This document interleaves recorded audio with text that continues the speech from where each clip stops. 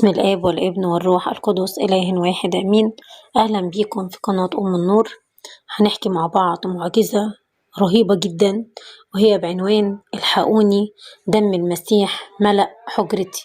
القصة دي بتقول إن كان في شاب من اسكندرية، من إحدى المناطق العشوائية، وكان الشاب ده محب جدا للخدمة وللكنيسة، كان عنده شعلة نشاط رهيبة جدا، وكان بيخدم من قلبه، كان عنده محبة ما تتوصفش. لكن وبسرعة عجيبة قوي مر بكذا مشكلة كبيرة جدا أرهقته ذهنيا ونفسيا، وخلت حياته زي الجحيم بالظبط. كان إنسان اتبدل من حاجة كويسة لحاجة صعبة جدا جدا جدا، لدرجة إنه أهمل كل شيء معزي، أهمل صلاته وأهمل خدمته وأهمل حياته، أهمل كل حاجة، وأصبحت حياته زي جحيم بالظبط.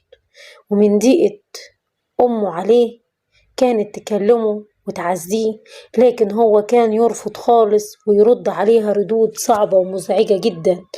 تقول له يا ابني ربنا موجود، يرد عليها بكل وقاحة ويقول لها لو في ربنا من الأساس ما كانش ده حصل لي، ما كنتش بقيت كده.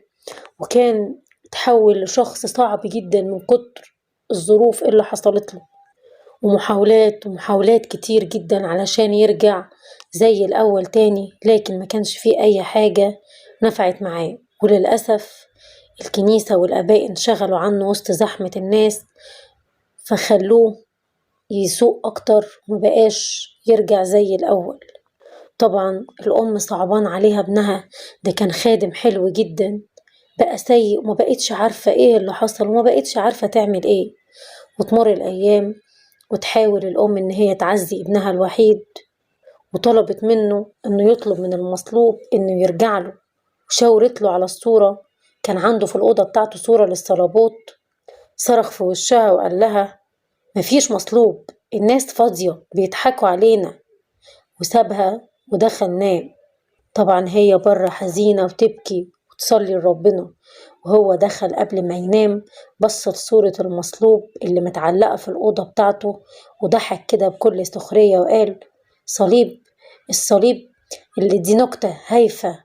ومشيت مع اللي طلعوها، وقام راح المطبخ جاب سكينة ودخل أوضته وضرب الصورة بالسكينة، وقال لما اشوف المصلوب ده هيعمل ايه. وساب الصورة ودخل نام.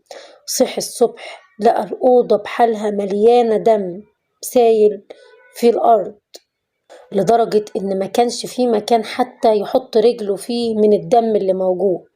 ومش عارف يستوعب الموقف ولا عارف يعرف ايه اللي حصل. لقى نفسه بيصرخ وبينادي وبيقول لأمه مين اتعور.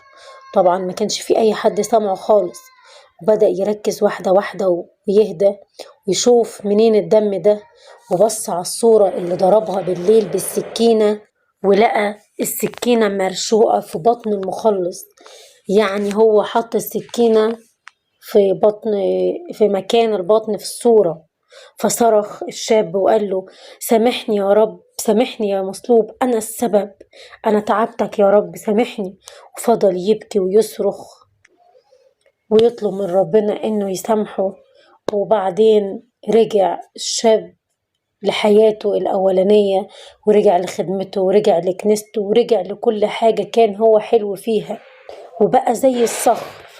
وده طبعا دليل قاطع إن ربنا مش بيسيبنا أبدا، وقد إيه هو محبته لينا كبيرة خالص، وإن إحنا فعلا مش بنهون عليه، ومش بنهون عليه إنه يسيبنا متضايقين وزعلانين، وإنه بيفضل ورانا لحد ما يرجعنا زي الابن الضال بالظبط.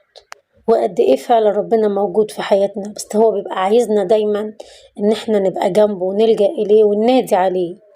وقد إيه ربنا لما بيحب ولاده بيرجعوا له بطريقته، وطرقه مفيش أكتر منها. ربنا حنين، وحتى لو بيعمل فينا حاجة إحنا شايفينها وحشة، لكن هي حاجة كويسة جدا.